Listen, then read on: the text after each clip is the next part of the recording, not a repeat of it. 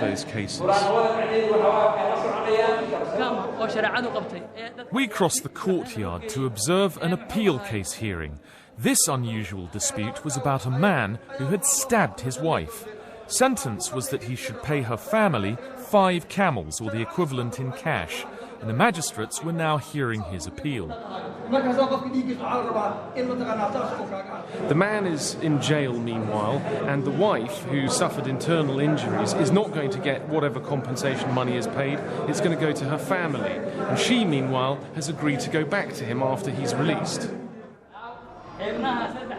This may not look like a court in Britain, but it appeared due legal process was being followed.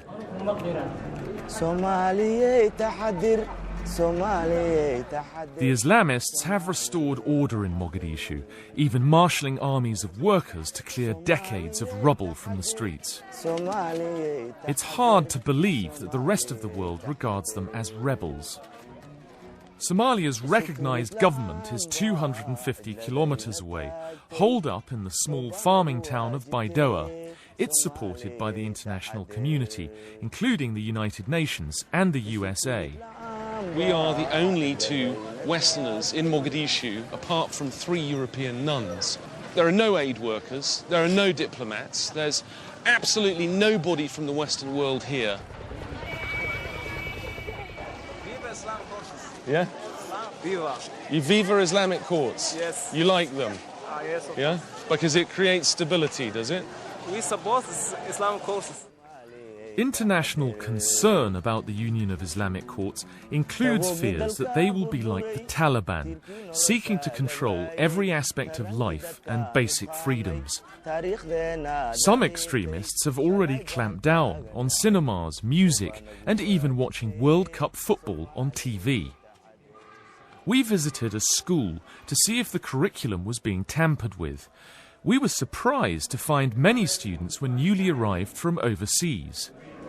A lot of the children in this class are from the diaspora of Somalis who've returned from Britain, Canada and the US. The teachers comment that they come back with rather weak mathematics from Britain. And where have you come from? England. And where were you living in England? Stratton. Are you happy to be back here in Mogadishu? Yes, it's a good country and it's got good schools. I wanted to know if the headmaster was coming under pressure from the Islamic courts. You have an Arabic curriculum with some elements of the Kenyan curriculum. Do you think that under the Islamic courts it will become a more Islamist curriculum? Their main preoccupation now is to defend the country from enemies. So now they don't have time to focus on education or like that. So their main priority is keeping the peace. So there is no input or influence from the Islamic courts at this stage? No, none at all. But one thing certain is that almost all Somalis, including the students, are very happy with the work accomplished by the courts. Mohammed, and where were you living? In Leicester. And how do you like it in comparison? Do you prefer it in Mogadishu? No, I prefer it back in Leicester. You prefer it back in Leicester. As we continued our tour of Islamic-controlled Mogadishu, we came across a demonstration. It turned out the building was a bank, Al Barakat, and the demonstrators had lost their deposits when its assets were frozen by the Americans after 9/11. maalinkaas noloshayda hadda sida hadda iga muuqatay maalinkaas ninka nolol fiican baan ahay boqolkiiba boqol haddana. This man said that he did well when he was relying on a stipend from Barakat, as did thousands of others, including orphans and the poor. And he is here together with other disabled people to protest the decision of the United States government and to request a lifting of the ban. Inside, we found more angry people. It's a crime against humanity. It's a crime against Somali people. Is it fair, the biggest nation, to take over the poorest nation? This is a contradiction against human rights, because millions of Somalis suffer because of that action. In 2001, Al Barakat had been accused by the Americans of being one of Al-Qaeda's personal bankers. Since then, the 9/11 Commission has cleared it of terrorist links, but the assets are still frozen, and the bank's director, Ahmed Jumali, is still a marked man.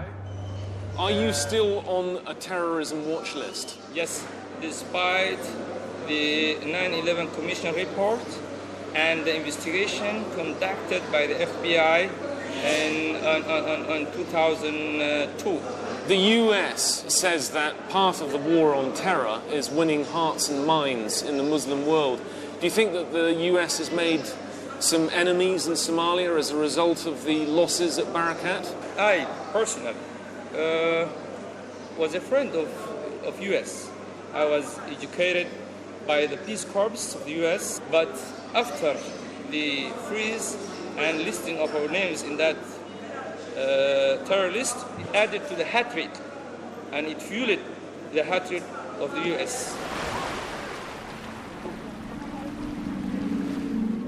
Despite all the positive things we'd seen in Mogadishu, the rebuilding, the new system of law and order, we also came across signs that some of the concerns about the Islamic courts were justified.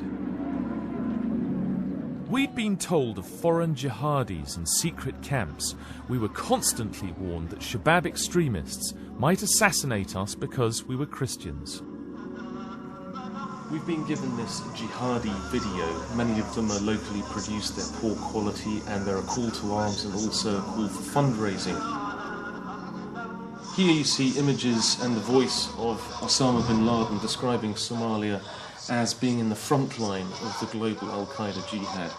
The West has accused the UIC of harbouring terrorists involved in acts around the region of Eastern Africa. Of course, it's impossible for us to establish whether that is true, but this video, apart from including the images of Osama bin Laden and other al-Qaeda leaders, also celebrates some of the leaders of the UIC and their acts in this war against all of their rivals.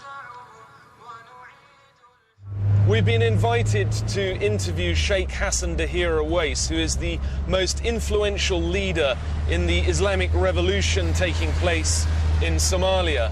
He's chairman of the Shura Council, and he's also the ideological leader for Shabab and the militant Islamic forces. It's alleged that you are harbouring 3 terrorists linked with the 1998 US embassy bombings in East Africa, and that members of the Islamic Courts have been linked to murders of aid workers and other terrorist acts. anigana waxay ugu daninayeen inaan dawladda islaam inaan dhiso rabo.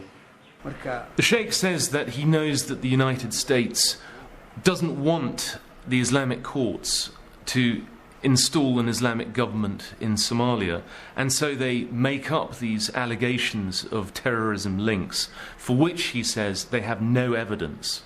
Do you think that you'll become more moderate? Or will you have more power to install the kinds of reforms that people say they feel might become like a Taliban-style government in Somalia? haddii ay u jeedaan baalkii muxuu ahaa qonyar socodka ama modernismka haddii u jeedaan qaabka reer galbeed. Awais says that they will pursue an Islamic system, but at the same time take what is good from the West in terms of moderation. Not everything. We heard that crowds were gathering at the airport to greet some very important guests.